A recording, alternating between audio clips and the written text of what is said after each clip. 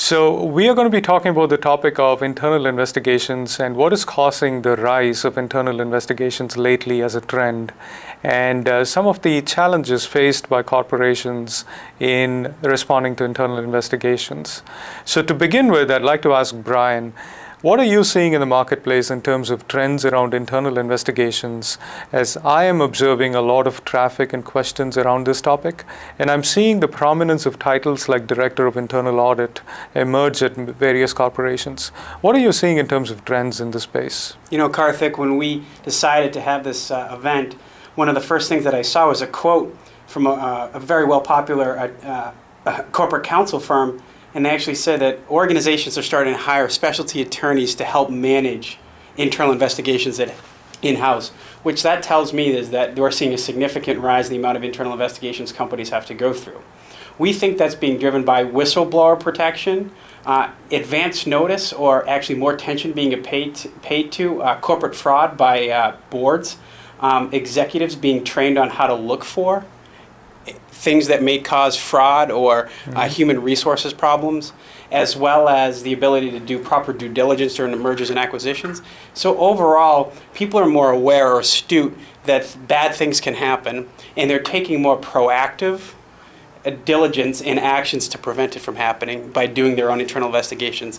Because we both know the other alternative is somebody else investigates you, and the downside risk is regulatory implications, fines, and of course, public relations nightmares.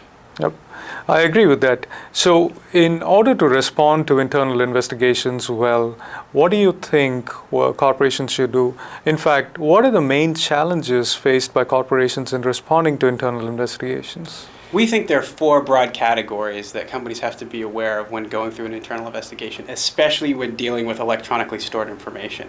We've seen such a rise in electronic discovery due to civil and criminal investigations that the same thing applies on the internal investigation side. So the four major categories are collection, the ability to actually gather data. The second would be the ability to preserve or extend legal holds. The third is security. And the fourth is the ability to timely assess what information, especially electronic information, exists so you can make more informed decisions. Now let me go into those in a little bit more detail. Collection, it has to be done in a timely manner, especially when dealing with electronically stored information.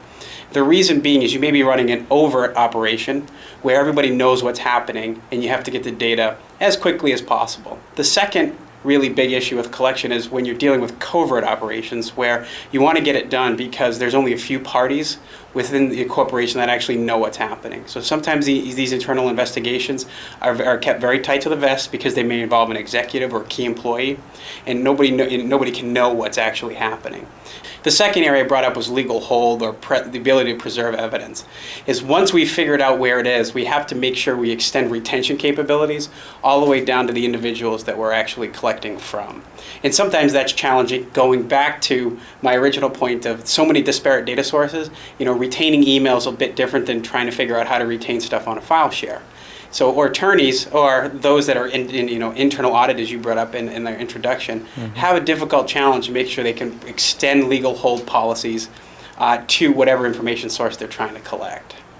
The third is security, that third biggest challenge.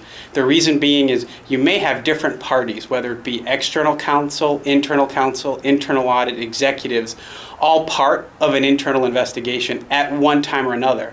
In some instances, who can access what data has been collected or preserved changes frequently. So there has to be some flexibility in who can see what data and who can review what data that's been collected and preserved. So we see security models evolving because, again, if we go back to overt and covert types of investigations, sometimes a lot of people know what's going on, other times it's very few. So making sure that those that have access do, and we can change those access parameters when necessary.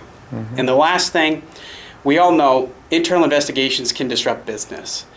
Getting a decision made to what the next action is, whether it's notifying a regulator, dismissal of an employee, or taking swift action is important. When you're analyzing electronically stored information as part of an internal investigation, you want to be able to conduct that analysis very quickly. Whether you need to interview more people, bring in a regulatory body, but getting to action is really critical. So those are the four major challenges, Karthik, that we see when companies are dealing with internal investigations, plus the rise in corporate data that they may have to sift through. So I wanted to get from your perspective, what are some of the technology requirements to address those challenges? Now, that is a good question, Brian. That's a question most corporations are asking themselves and us. When you consider the right technology to accomplish all of these, to solve all of these challenges that you mentioned, what you need first and foremost is a technology that can scale and perform really, really fast, because you want to be able to solve your internal challenges pretty quickly. Internal investigations are never meant to be long, drawn-out processes, because it can be pretty disruptive if it is.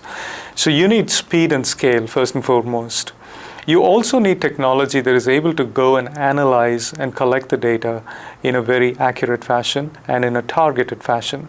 And I will quote Tom Gelbman when we once did a webinar with George Socha, Tom Gelbman and I. He mentioned that analysis needs to be done at every step of the way. And that's something I could not agree with more. And I say this to every single client of ours.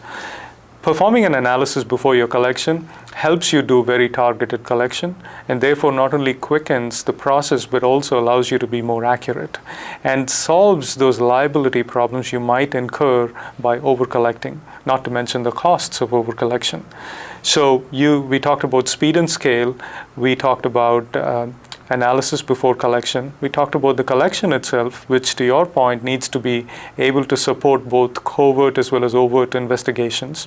And once you've gotten all the data you need to have a fine analytics engine that is able to go drill down and provide you fine-grained analytics. This is where your accuracy comes in.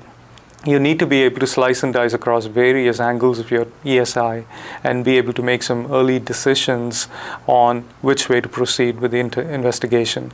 Accuracy is key, and a fine-grained analytics engine is important. Now, you mentioned this before, and I'll touch upon it one more time. Having the ability to preserve the data as you collect it is very important, because you not only need to prove that your process was forensically pure, but some of this data may need to be held under litigation hold. So you need to have an end-to-end litigation hold strategy and technology in place, and this technology is absolutely necessary. People and process help, but technology is necessary for end-to-end legal hold.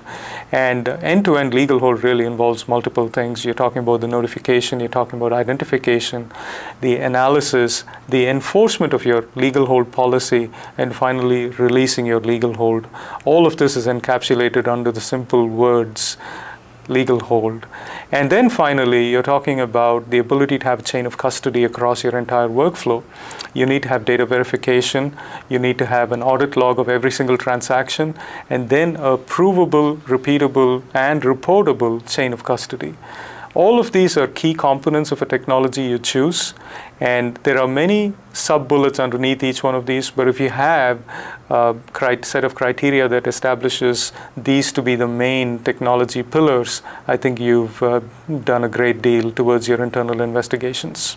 So Brian, having talked about the trends and the challenges and the technology considerations, how would you conclude on the topic of internal investigations in the form of advice to corporations about how they proceed with their own internal investigations and audit? You know, Karthik, we started today's conversation discussing the increase in internal investigations, whether it be whistleblower protection or board members paying closer attention to potential fraudulent business practices. What we failed to mention was the increasing trend that's also happening with electronically stored information being requested as evidence. What we're seeing is the collision of both. So corporations, first and foremost, have to be aware of that internal investigations are going to involve electronically stored information, whether it be emails, files, or databases, more and more frequently. So the first thing is to be prepared for that collision. The second thing that organizations must realize is that sifting through piles and piles of data in a fairly quick manner to figure out what's relevant and what's not before they complete an internal investigation is very challenging. They cannot do it manually. They must look at technology solutions. The third is to look, going back to your requirements, the third is really finding a technology that can scale, that performs well, that handles the legal hold capabilities, that also has flexible security parameters to manage through those overt and covert operations. And lastly, something that organizations can use to make quick decisions and take swift action so internal investigations can end more quickly and with the right information at hand. Because what we really say is, internal investigations plus electronically stored information, it's not a matter of if, it's going to be when. I agree with that, Brian. I think this was a very useful discussion on internal investigations, and I'm sure our clients are going to benefit from this presentation. So thank you very much for being with us today. Thank you for having me.